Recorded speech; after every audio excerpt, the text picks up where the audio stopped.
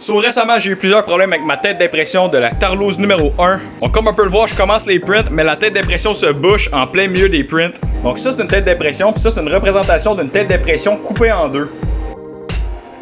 Donc ça ici, c'est le bloc chauffant, ça chauffe très chaud pour venir liquéfier notre filament qui va se faire extruder par le petit trou ici.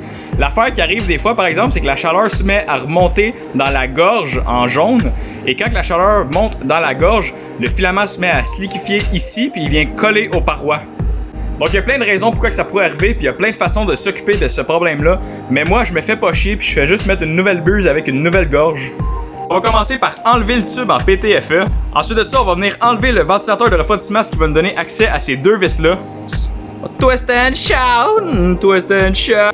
Ensuite de ça, on va faire chauffer le bloc chauffant légèrement, puis on va venir dévisser. Ensuite de ça, on va venir dévisser la buse. Donc, une fois qu'on a enlevé la buse, la gorge devrait être assez facile à enlever. Donc là, on voit le problème, ma pâte thermique, elle a séché, donc le transfert de chaleur se faisait plus correctement. Donc c'est pour ça qu'on avait des surchauffes au niveau de la gorge. Moi, j'aime bien donner un petit coup d'air comprimé pour enlever les débris. Avec le bloc bien chaud, on va venir visser notre buse.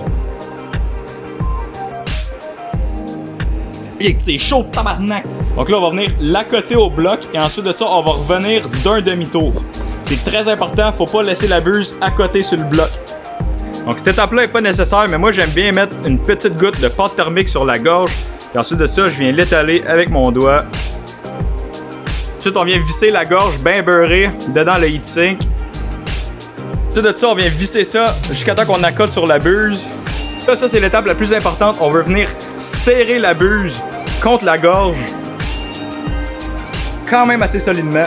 Ensuite de ça, on va venir réinstaller la tête d'impression. Oh oui, twist and shout, twist and shout. Ensuite de ça, on réinstalle la fan, on réinstalle le tube de PTFE. Et juste comme ça, on a une belle tête d'impression toute prête à imprimer.